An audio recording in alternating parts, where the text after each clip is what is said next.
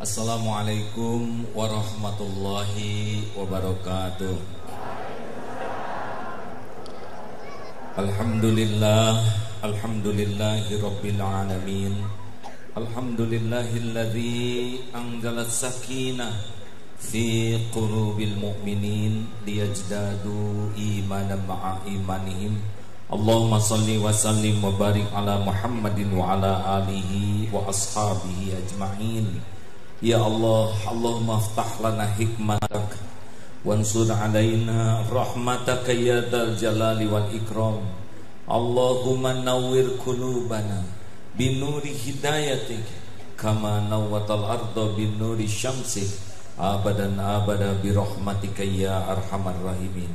Duha yang maha menatap, berkahi majlis ini ya Allah. Jadikan siapapun yang hadir hamba-hamba yang kau ampuni seluruh dosanya, yang kau berikan lezatnya ibadah, nikmatnya iman, nikmatnya amal soleh. Istiqomahkan ya Allah sampai akhir hayat husnul khatimah. Ya Allah, berkahi majlis ini ya Karim.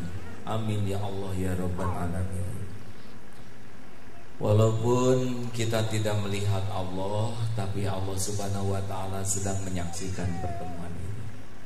Walaupun kita tidak bisa melihat malaikat, tapi ada malaikat yang khusus datang di majelis-majelis seperti ini. Bagi orang yang tahu persis keutamaan majelis ilmu, pasti dia akan datang. Saking hebatnya ampunan dan curahan rahmat Allah yang Allah limpahkan di majelis ilmu seperti ini. Dan tempat yang diduduki ini kelak akan bersaksi di akhirat. Mudah-mudahan berkah. Kulo ngaturaken matur suwun sanget. Ini kehormatan besar bagi saya bisa hadir di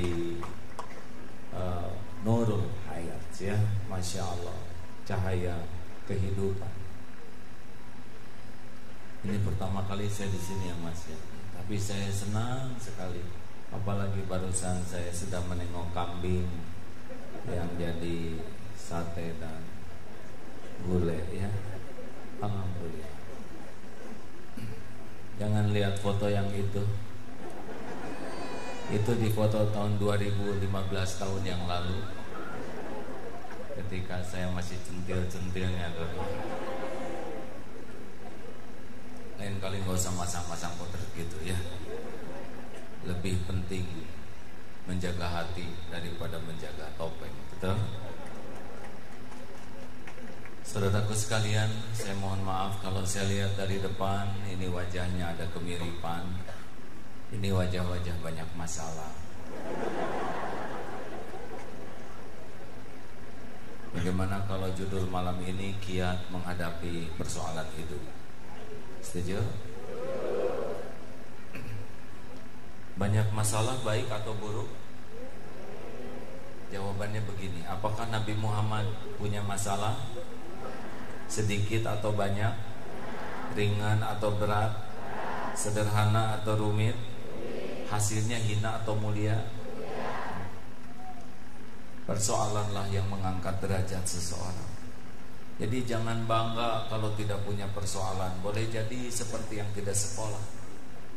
Orang naik pangkat, kedudukan, jabatan di sisi Allah, itu diantaranya harus lewat ujian. Nurul Hayat sudah diuji belum? Kayaknya diujinya ujikan kemudahan ya. Itu lebih bahaya. Ujian kelapangan, kemudahan, pujian, penghargaan, penghormatan. Seperti tadi dapat penghormatan, itu lebih bahaya. Karena dalam ujian kesenangan, lupa ke Allahnya lebih mudah dibanding ujian kesempitan. Saya ingat guru saya dulu mengatakan begini, pada waktu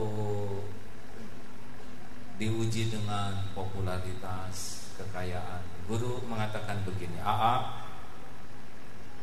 tidak bisa seorang ulama jadi ulama yang keluar saripati tauhidnya sebelum mengamalkan ilmu kelapa. Bagaimana ilmu kelapa? Kelapa tuh hanya keluar saripatinya.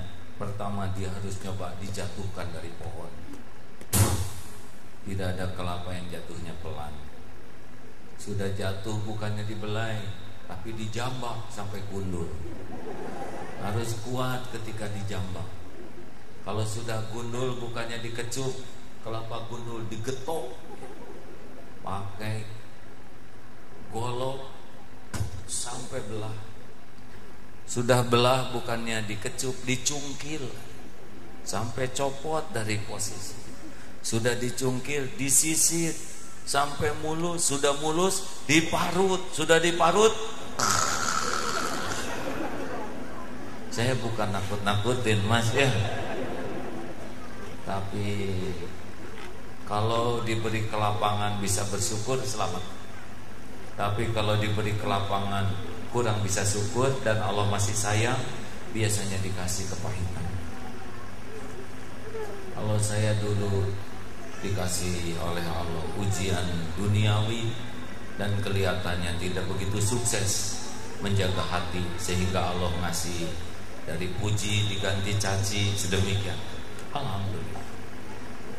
Karena ujian yang berat itulah anak-anak jadi hafiz Quran, pesantren jadi lebih baik, berkah. Makanya jangan takut oleh ujian, takutlah tidak lulus ujian ya. Persoalan hidup tidak ada yang bahaya. Yang bahaya adalah salah menyikapi persoalan itu. Adakah persoalan yang bahaya? Tuh kan tidak jawab ya. Adakah persoalan hidup yang bahaya? Jawab semuanya. Adakah yang bahaya? Tidak. Semuanya sudah diukur oleh Allah. Yang bahaya adalah salah menyikapinya. Orang tidak lulus sekolah bukan karena soal. Orang tidak lulus karena salah jawabannya. Satu, rumus menghadapi hidup. Gak apa-apa judulnya begini, Giat menghadapi persoalan, tidak apa-apa. Karena ini wajah-wajah banyak masalah ya. Rasulullah banyak masalah? Banyak. Yang sedang ceramah ini banyak masalahnya? Nah, tahu dari mana? Kita ketemu juga baru. Nah, itu salah satu masalah saudara-saudara ya. Kebanyakan nonton infotainment. Satu, hafalkan rumus ini ya. Yang pertama, siap menghadapi yang cocok dan siap menghadapi yang tidak cocok dengan keinginan. Ulangi.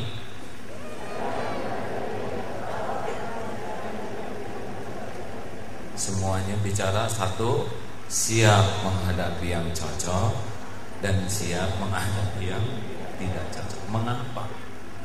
Karena hidup ini mustahil akan selalu cocok. Kenapa pasang tenda ini? Siap hujan, siap tidak hujan. Lebih tenang, benar? Sedia payung sebelum hujan, artinya dia siap hujan dan siap tidak hujan.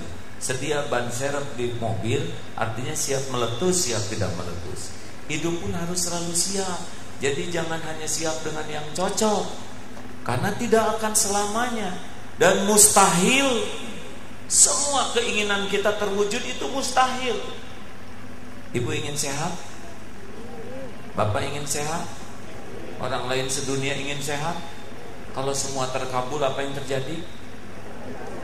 Dokter saling menyuntik, rumah sakit sepi, apotek tutup, farmasi bangkrut. Begitu banyak yang terjadi kalau tidak ada yang sakit. Benar?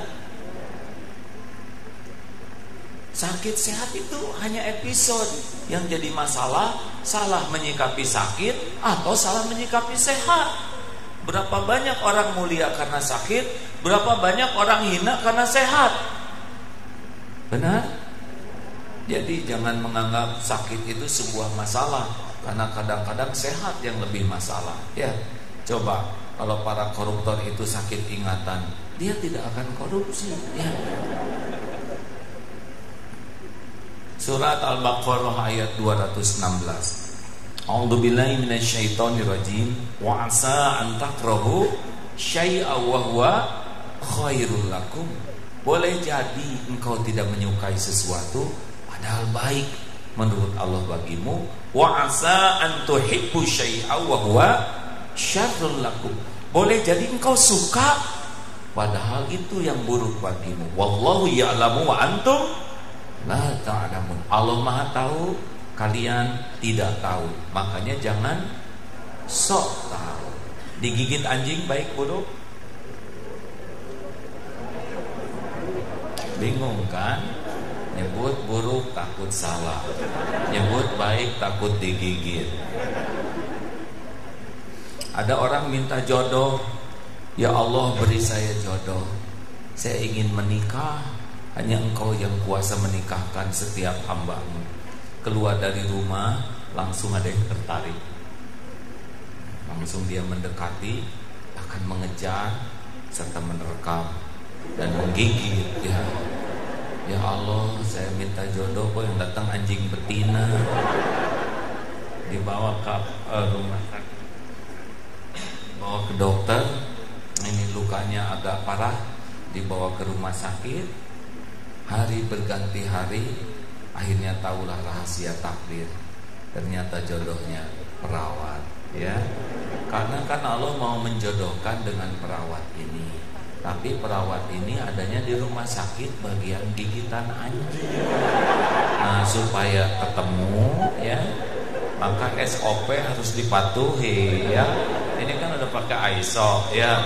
Pasti ada SOP, digigit dulu, bawahnya ketemu. Karena setiap takdir itu ada jalannya. Nah, sehingga sekarang ini si Mas ini kalau tiap lihat istrinya jadi ingat kebesaran Allah lah. Tobat istighfar. Betapa maha sempurnanya Allah mengatur istighfar. Hadirin, orang suami soleh gitu selalu zikir, ya gak?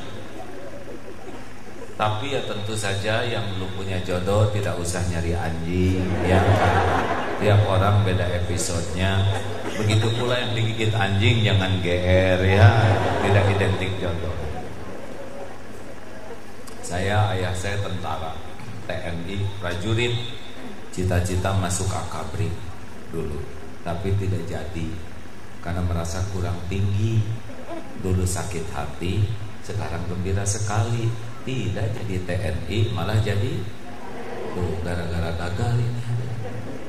Jadi jangan pernah berprasangka buruk dengan hal yang gak cocok, karena boleh jadi yang gak cocok itulah jalan yang terbaik bagi kita. Jelas? Ayo, tugas kita tuh bukan ngatur Allah. Tugas kita tuh cuma 3. 1, meluruskan niat lillahi ta'ala, inna sholati wa nusuki wa mahyaya wa mamati lillahi rabbil alamin. Yang kedua, sempurnakan ikhtiar. Profesional itu menyempurnakan ikhtiar, itu amal soleh. Dan yang ketiga, pasrahkan ke Allah dengan tawakal. Selesai. Mau diapakan saja kita, ya suka-suka Allah lah. Allah mah gak pernah zolim. Betul? Orang yang sakit hati pasti gak tawakal, karena dia merasa keinginannya lebih baik daripada yang Allah inginkan. Udah. Jadi kalau mau menikah nanti niatkan karena Allah. Boleh carinya yang benar, sudah, itu terserah Allah. Kalau baik jadi, kalau nggak baik batal. Udah gitu aja. Gimana kalau batal? Ya berarti bukan jodohnya. Beres. Ya. Halo. 2. Sudah habis belum waktunya? Nah, nggak usah emosi hadirin. Saya kan cuma jananya, tinggal aja belum. Gitu. Are-are Surabaya iki. Jadi mulai sekarang jangan ngunci dengan yang kita inginkan, ya. Yang kita kunci itu 1, benar nggak niat saya ikhlas, itu harus. Yang kedua, sempurna tidak ikhtiar saya di jalan Allah, itu ibadah. Yang ketiga, wa may yatawakkal 'ala Allah fahuwa hasbuh, dan terserah Allah selebihnya, nggak akan dikecewakan. Sempat tahu kemarin mantu ada beritanya, padahal nggak expose tuh, tapi ada aja jalan. Jadi gini, Ica ini, Gaisa ini bicara begini sama bapaknya. Bapak, Ica ini anak keempat, semuanya 11, ya. Udah nggak usah aneh, ya biasa aja ya. Ica ini termasuk yang pengalamannya banyak, dilahirkan oleh Teh Nini, dibesarkan oleh Mbak Rini, kan ibunya 2, itu udah takdir ya. Tenang, ini perkara biasa ya. Yang nggak biasa pasti kurang iman gitu.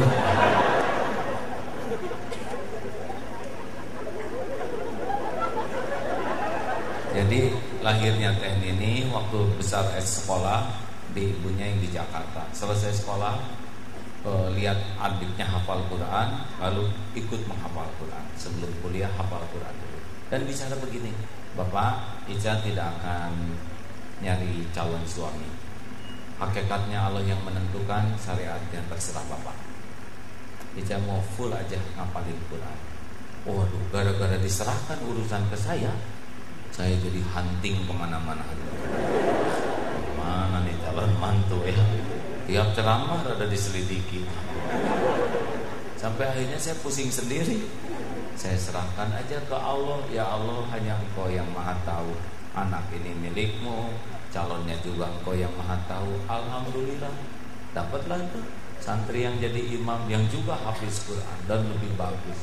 Bisa 14 hari itu Pak, di karantina tuh hafal, Masya Allah. Ternyata kalau diserahkan, pasti ayah tidak mau memberikan yang dulu. Betul? Apalagi menyerahkan urusan ke Allah, Allah tidak akan memberikan yang dulu. 2. Yang kedua, kalau sudah terjadi harus ridho. Ulangi sekali lagi. Yang mantap. Oh iya, nanti pada akhir pertemuan ini akan dites, yang hafal hadiahnya umroh. Umroh sama-sama. Mau? Ketemuannya di depan Masjidil Haram ya. Amin gitu hadirin. Salah ya. Kalau Allah mengundang kita ketemu di sana ya. Diongkosin dong oleh AA, tidak boleh toma.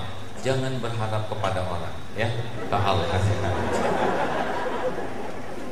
Jadi orang itu stres bukan karena kenyataan. Orang itu stres karena tidak mau menerima kenyataan. Siapa yang paling menderita di sini? Pasti yang paling tidak menerima takdir yang ada. Yang ingin kelihatan langsing, tahan napas dari tadi, jadi kurang oksigen. Yang ingin kelihatan putih direndam semalaman. Yang ingin kelihatan awet muda dijepit pakai jepitan jemuran. Capek ingin kelihatan lebih dari kenyataan. Terima apa yang ada. Ibaratnya begini, kalau sedang jalan genteng jatuh kena jidat, bagaimana? Ridho. Enggak boleh mengatakan saya tidak terima. Saya tidak terima. Gimana tidak terima, Mas? Tanda terimanya udah jelas. Innalillahi wa inna ilaihi. Saya terima ya Allah, udah ada tanda terimanya. Kalau nasi jadi bubur, ridho sambil cari cakwe, ayam, kacang polong, kerupuk, kecap, seledri, bawang goreng, sambal. Jadi bubur ayam spesial. Terima takdir apapun yang ada sambil ikhtiar ke takdir lain yang lebih berkah. Jelas? Tidak boleh mengatakan coba kalau kamu nggak boleh. Belok kiri kanan, kanan. Tiba-tiba macet. Coba ke kiri. Nah ini stres. Udah jelas di kanan ngomong kiri ya. Coba kalau tadi kita belok ke kiri, pasti udah nyampe. Nggak mungkin, Mas, kita lagi di kanan sekarang. Sakit gigi, ridho sambil pergi ke dokter gigi. Sesampainya di dokter gigi ada tulisan, maaf dokter, hari ini tidak praktek karena giginya sedang sakit. Bagaimana? Ridho lagi, tidak boleh mengatakan, tahu begini saya tidak akan pergi. Bagaimana enggak pergi? Udah sampai. Stres banget sih. Orang-orang yang depresi tuh kayak gitu. selalu tidak menerima takdir. Coba kalau kita nggak pergi, nggak mungkin nggak pergi, udah nyampe. Masa nggak pergi sih? Kenapa dong kita kesini? Karena ada rezeki tukang ojek di dompet kita. Makanya harus sampai rezeki itu ke dia. Makanya kita naik. Kan rezeki itu pindah-pindah. Udah, wes, ojo.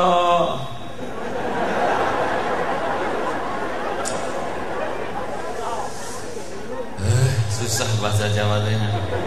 Ojo mumet-mumet. Dalam. Ini warna-warni bagus, betul? Mata indah karena berwarna. Tadi ada yang ngaji mendengar enak karena berwarna. Hidup juga indah karena berwarna. Jadi jangan ngarep-ngarep hidup lancar, nggak mungkin. Apalagi rumah tangga. Coba dengar doa rumah tangga. Bagaimana doanya? Barakallahu laka wa baraka alaika wa jama'a bainakuma fi khair. 2 kali itu disebut berkahnya. Semoga Allah memberikan keberkahan padamu, semoga Allah memberikan keberkahan atasmu. Artinya apa? Dalam kelapangan ada keberkahan, dalam kesulitan juga ada keberkahan. Karena sulit itu hanya kata kita. Menurut Allah justru boleh jadi kesulitan ini yang membuat dia tinggi derajatnya, diampuni dosanya, atau malah kesulitan itu yang membuat dia dekat dengan Allah. Ada seorang ibu-ibu yang nabung emas. Wah, banyak. Sudah banyak. Ditanya, buat apa emas ini? Ini adalah untuk masa depan. Dengan emas sebanyak ini, insya Allah masa tua saya terjamin. Anak-anak sekolah bisa dari Allahnya nggak disebut, emasnya yang disebut. Akhirnya suatu saat ada yang nawarkan investasi, dititipkan sedikit dan semuanya habis. Musibah atau karunia? Karunia. Karena selama itu hatinya lebih menuhankan emas itu daripada Allah. Sekarang sudah tua, sedih, marah. Jangan marah, ini karunia. Allah tahu hatinya lebih dipenuhi oleh emas ini daripada oleh Allah. Lebih merasa terjamin oleh emas ini. Sekarang takdirnya dihilangin. Ternyata gak ada emas itu tetap saja rezeki lancar. Dari jalan yang lain anak tetap sekolah, kecukupan. Oh, sekarang dia bersyukur, alhamdulillah. Allah sudah mengambil salah satu yang saya tuhankan selama ini, tabungan saya. Tuh, hilangnya sesuatu malah jadi tambah makrifat. Ada yang punya utang, tiap malam tahajud nggak lunas-lunas utangnya, karena Allah tahu kalau utang lunas tahajud lunas.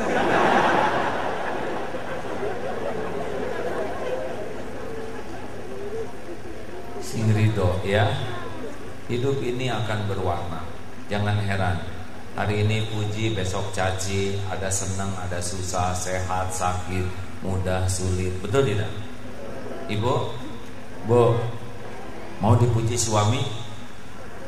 Mau dipuji terus-terusan enggak? Coba aja mas, puji istrinya tiap ketemu. Lihat efeknya seperti apa. Bangun tidur, duhai istriku, engkau bagai rembulan dari jauh. Pas ke dapur ketemu lagi, duhai istriku, engkau bagai perkedel dari jauh. 5 kali duhai aja ngambek tuh istri. Coba suguhin suami gudeg, Bu. Hari pertama bikin gudeg, dipuji. Aduh, istriku yang baik, yang pengertian, tahu suami senang gudeg. Ini gudeg nikmat, gudeg lezat, ya Allah, muliakan istriku. Hari pertama. Besok bikin lagi. Mas, ini gudeg. Ya Allah, gudeg yang kemarin ya. Dasar istri pengertian.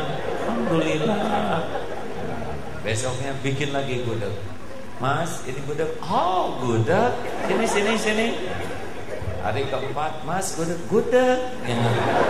Hari kelima, Mas, gudeg. Jadi jangan heran kalau hidup ini variatif, ya. Jelas hadirin. Sebetulnya puji caci sama aja, hanya warna, tergantung kita menyikapinya. Ada uang, tidak ada uang sama saja, itu tergantung. Dua-duanya bisa berpahala, ya. Ada orang yang baik ke kita, ada orang yang marah, sama ini juga, dua-duanya berpahala. Hari ini dipuji kita tawadu, pahala. Hari ini dicaci kita bersyukur. Loh kok bersyukur? Habis caciannya lebih sederhana daripada kejelekan yang aslinya. Ya, hanya disebut si banyak omong, berarti dia tidak tahu kita banyak hutang, banyak cicilan, banyak dosa, banyak jelas. 3. Oh mbak, kalau menjelang menikah udah siap semuanya, tiba-tiba dia menikah tapi dengan teman, ya sing gitu ya.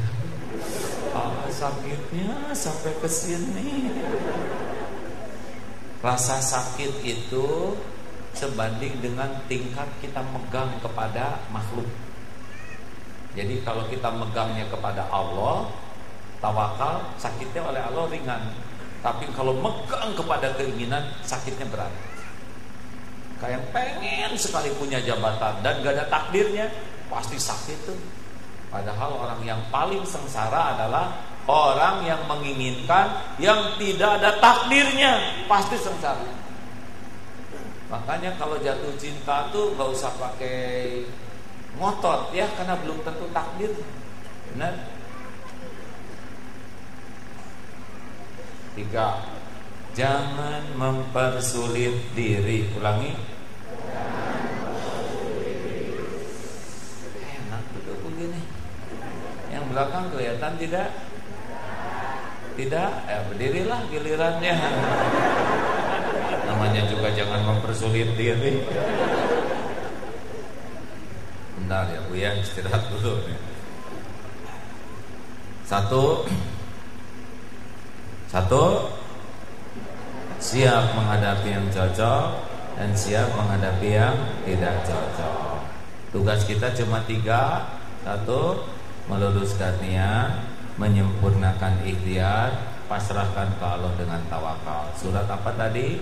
Al-Baqarah 216. Yang kedua, ridho. Kalau sudah terjadi, waman rodiya falahu ridho. Barang siapa yang ridho kepada takdir, Allah ridho. Ini ibu-ibu yang sudah senior atau bapak-bapak, kita harus ridho jadi tua. Ya jangan takut jadi tua. Nikmati, tua itu dinikmati. Gak mungkin kita muda terus, betul? Ibu, jangan suka lihat potret waktu SMA. Ya itu udah beda zaman.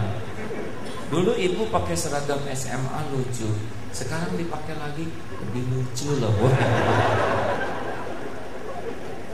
Maaf ya Bu ya. Udah terima, kita jadi tua terima, uban tumbuh terima, ya. Jangan berat beruban, tiap uban tumbuh cabut. Itu jadi nggak ada ya. Nikmati aja. Gimana dong kalau saya jadi tua? Ya tua dong biasa, yang lain juga tua. Nggak usah pengen awet muda, awet sehat yang penting.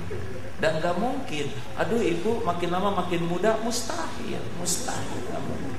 Tapi ibu senang disebut gitu, ya nggak? Terus aja beri akikah buat ini, beri kambing ya. Tiap yang muji dikasih kambing, jadi laku di sini.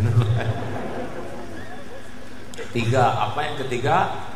Jangan mempersulit diri. Yassiru wala tu'az. Mudahkan urusan tuh ya, jangan dibuat ribet. Islam itu membuat urusan jadi mudah. Lagi naik motor, ban meletus. Wah, cilaka nih. Kata siapa cilaka? Itu kan cuma ban yang meletus. Kalau kepala meletus ya lumayan ya. Mas, ban meletus. Ibu, innalillah wa inna ilaihi raji'un. Ini ban udah waktunya meletus. Segalanya juga ada ajalnya. Ini kacamata ini ada ajalnya nih. Kalau udah waktunya pecah, dia pecah. Karena ada rezeki tukang kacamata di dompet kita. Jangan aneh, semuanya ada waktunya. Ban pecah, oh iya. Apa artinya Mas? Artinya ada rezeki tukang tambal ban di dompet kita. Sing gembira Bu, oh iya. Beruntunglah kita akan bagi-bagi rezeki. Tapi masih jauh nih Mas. Allah tahu kita kurang olahraga. Ini kesempatan. Ya, cok ibu yang dorong, bapak yang naik. Ya, dorong.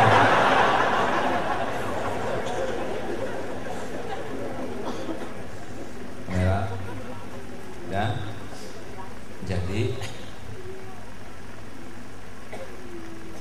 Jadi boleh dimatiin aja ya.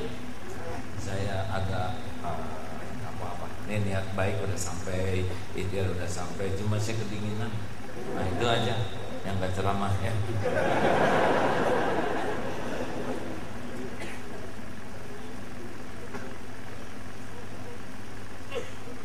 Jangan dibuat ribet hidup ini ya.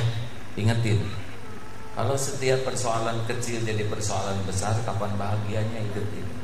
Hidup ini tidak pernah sempurna, Bu. Ada aja, betul tidak? Lagi duduk gini ada yang kentut. Hanya sebuah kentut ya kan? Masa jadi ribut? Ini pengajian loh, Bu. Tahu diri dong, Bu. Bu dari Jember ya? Oh, orang Jember biasa, tersinggung satu Jember ya. Udahlah, kenapa sih kentut aja jadi masalah? Coba husnuzon, pasti si ibu ini udah nahan dari tadi, cuma tak tertahankan. Pasti nggak ada niat buruk, perkara kecil.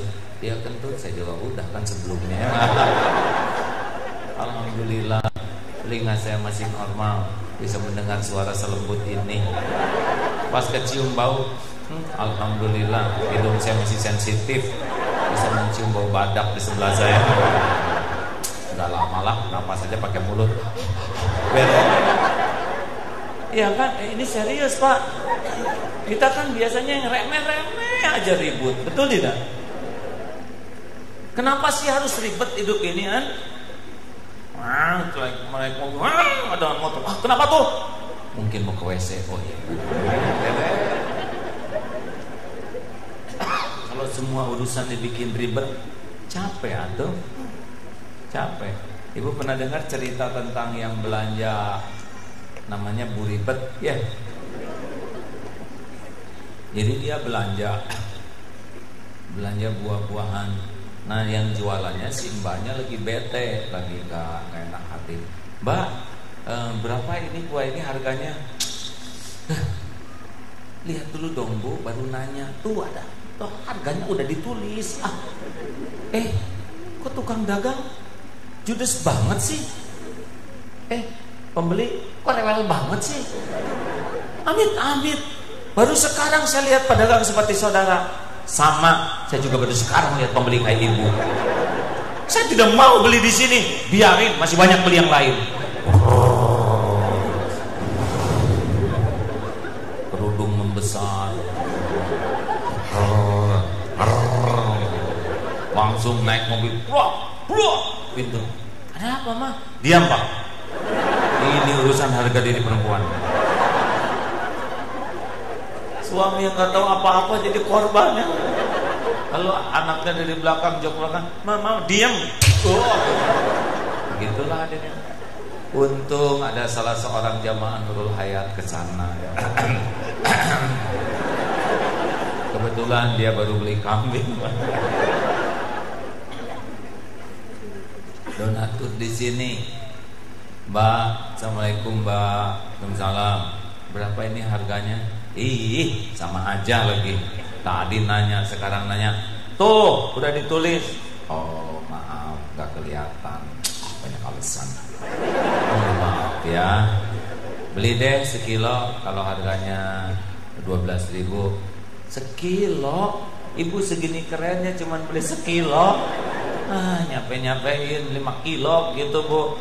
Maaf deh, saya perlunya sekilo ya. Beli. Ibu, ini harga 12.000. Uang ibu 15.000. Yang 3.000 sedekah ke saya ya. Saya lagi gak punya duit Bu, jujur aja. Sedekah ya Bu, orang sedekah digugurkan dosa, orang sedekah ditolak bala, orang sedekah dilipat gandakan. Baik deh, silakan Bu, ini cuma 3.000. Jangan diomongin ke orang-orang, hilang loh pahalanya. Soal itu gak apa-apa. Bungkus, makasih ya Dek. Biasa-biasa aja ya Bu ya. Iya, baik. Assalamualaikum. Waalaikumsalam. Tenang. Oh, si ibu yang tadi masih gede tuh kerudungnya karena berdiri rambut. Ngegerong di mobil. Lihat, Mbak sini.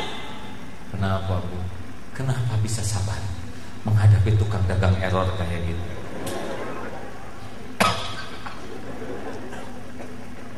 Ibu, saya juga asalnya kayak ibu, dikit-dikit tersinggung, dikit-dikit jengkel, dikit-dikit marah. Hasilnya hidup saya tidak bahagia dan penyakitan. Saya darah tinggi, darah kental, ya. Udah gitu juga saya migrain, pilek, sakit mah kronis, gatel-gatel, kali gatal, eksim gak sembuh-sembuh, asam ambeien. Kata dokter, 80% penyakit saya disebabkan penyakit hati. Saya yang mudah emosi, akibatnya kacau hormonnya, kacau metabolismenya. Oh gitu ya, yang mirip saya dong, ini juga lagi ambeien ya. Gimana caranya? Saya berjanji. Janji saya begini, saya berjanji bahwa saya tidak mau diatur oleh keburukan orang lain. Saya hanya mau diatur oleh apa yang Allah sukai. Kalau orang ngomong jelek, kita ngomong jelek. Orang melotot, kita melotot. Orang menghina, kita menghina. Orang ngebeberin aib, kita beberin aib lagi. Terus mau ngapain sekolah tinggi-tinggi kalau bisanya cuma niru kejelekan? Mau ngapain rajin ganti seragam pengajian kalau bisanya cuma niru kejelekan? Kalau dia ngomong jelek, itu pilihan dia. Saya kan boleh punya pilihan yang lain. Nah, saya mau milih apa yang Allah sukai. Itu ngomong jelek, saya mau milih ngomong baik. Itu matanya melotot, saya mau milih kedip aja normal, ya. Itu mau pelit, ya gak apa-apa, saya tetap aja mau dermawan. Saya bahagia dengan memilih apa yang Allah sukai. Yassiru wala tu'as. Jelas? Jelas tidak? Udahlah, relax saja. Makanya ada yang nanya, dendam enggak tuh sama infotainment? Enggak, itu kan urusan mereka. Urusan saya mau bener aja, betul tidak? Dan gak ada ruginya. Dihina orang mah gak rugi. Nabi Muhammad juga dihina. Nabi Muhammad dihina enggak? Dicaci, difitnah, jadi hina enggak? Enggak. Takdir tuh enggak ada yang ketuker, Mas. Halo. Kula boten napa-napa. Mikirnya yang lama. Ora apa-apa Mas Joko mumet ya. Nah, tenang.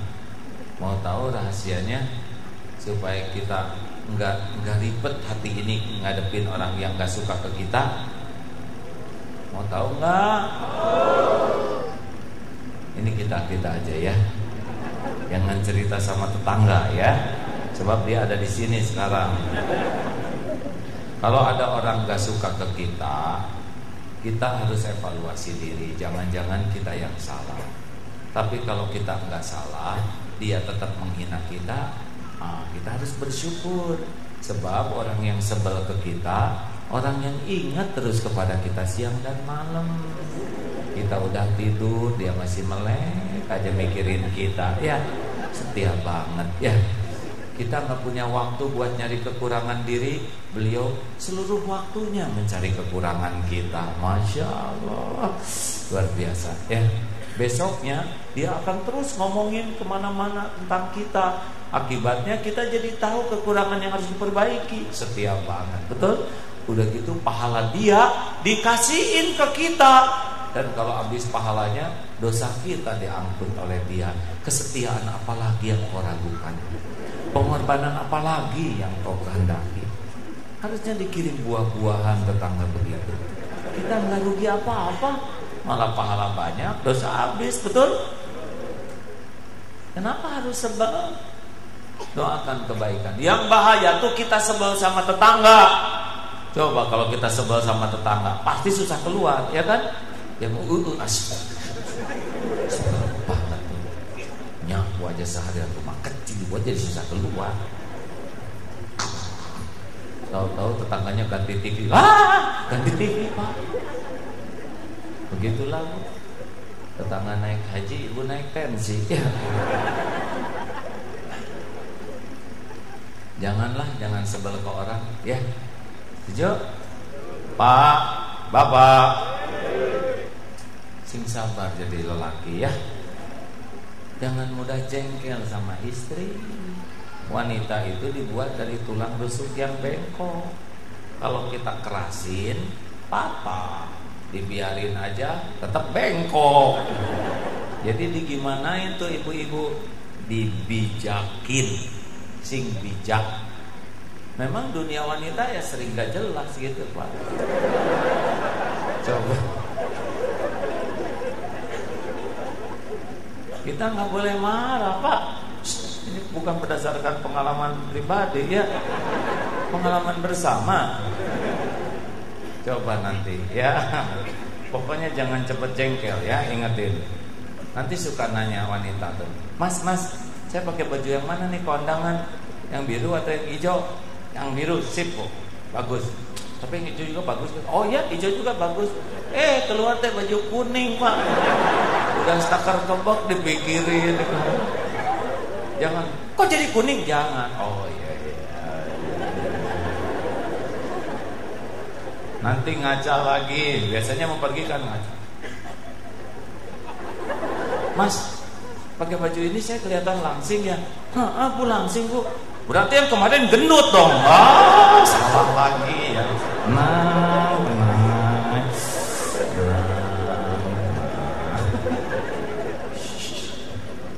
Pernah kayak gitu nggak? Suka nggak jelas, tenang ya. Nanti jalan-jalan ke mall, jaga mata. Lihat wanita cakep aja. Cantikan mana memang dia sama saya? Ya cantikan ibu dong. Bohong. Dia nggak percaya tuh, Pak. Ya udahlah, cantikan dia kurang aja. Sabar ya, Pak ya. Apa? Kenapa nih pada ngejiwain begini? Rasulullah juga, Aisyah kan, Siti Aisyah cemburu. Ketika Rasulullah ngasih mangkok, prek dijatuhin. Rasulullah nggak marah, Pak. Jongkok aja, ambilin satu persatu sambil senyum. Emang begitu wanita, ya. Tenang, bijak, jadi lelaki itu. Mana, Bu? Mau punya suami kayak gitu? Ibu mau nggak punya suami pemarah? Ibu mau nggak punya suami pemarah? Yang jelas mau punya suami pemarah? Apalagi suami, Bu. Kami tuh udah capek. Nah, ini tepuk tangan tuh ciri-ciri dengki, Pak. Senang lihat wanita kepepet, nggak boleh. Dengki itu kan SMS, senang lihat orang susah lihat orang seneng. Jangan suka tepuk tangan, ini biar tugas saya aja. Suatu saat ada seorang sahabat di zaman Umar bin Khattab, dimarah istrinya, wah mendidih. Kamu marah sama suami, saya laporkan sama Amirul Mukminin. Akhirnya dia pergi tuh ke rumah Umar bin Khattab, Amirul Mukminin. Pas sampai di sana, ternyata Amirul Mukminin juga lagi dimarahin istrinya dan lebih galak. Tapi Amirul Mukminin tenang aja gitu. Dimarah, gimana sih begitu. Nah, Amir tenang, dah Bu, ya baik. Udah reda. Amirul Mukminin gimana caranya bisa reda menghadapi istri pemarah gawat gitu? Saya tuh berpikir, saya dengar kata-kata memang menyakitkan, gak enak. Tapi saya bandingkan dengan istri saya, hamil, penderitaannya lebih daripada omongan.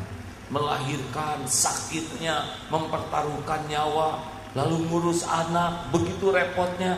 Lalu saya bandingkan dengan kesusahan saya ngedengerin omongan. Gak ada apa-apa, cuma omongan. Saya emang gak hamil, gak melahirkan, gak menyusui.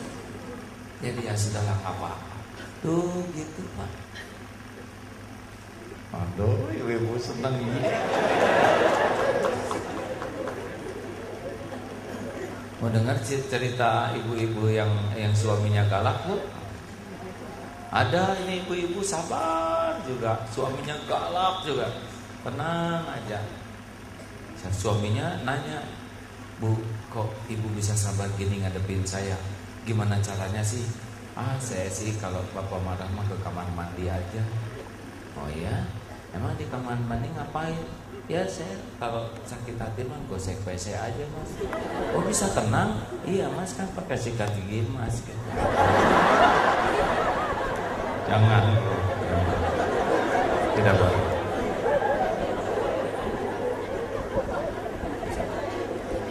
Punya sikat gigi cadangan Pak ya. "Bu, Pak, kalau mau dibikin ribet-ribet urusan, benar? Mau dibikin simpel juga bisa Pak. Beneran Pak.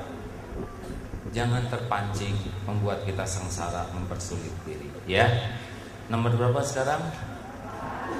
4. La taghdab walakal jannah. Jangan marah-marah, maka bagimu surga. Para pemarah rada susah tuh ke surganya, karena pahalanya bisa habis. Pakai bayar orang yang disakiti. Pernah ada dari Surabaya datang ke Bandung ke Darut Tauhid. Saya dari Surabaya jauh-jauh ke Darut Tauhid. Ya, ada yang bisa dibantu Bu? Saya mau minta maaf Pak. Ketemu juga baru, kok minta maaf? Pokoknya sejujurnya saya udah ngomongin jelek lah Pak, gara-gara itulah saya dengar dari TV. Udah Bu, sayanya juga nggak apa-apa, nggak sakit hati. Bukan itu apa Bu? Kata guru pengajian saya, kalau kita ngomongin orang, pahala kita dikasihin sama yang dia omongin. Saya jauh-jauh ke sini, balikin lah pahala saya. Makanya ibu, gak usah banyak ngurusin suami orang, urus suami masing-masing. Ya, itu aja kurang keurut ya. Jangan banyak komentar yang tidak perlu dikomentari. Jangan banyak mikir yang tidak perlu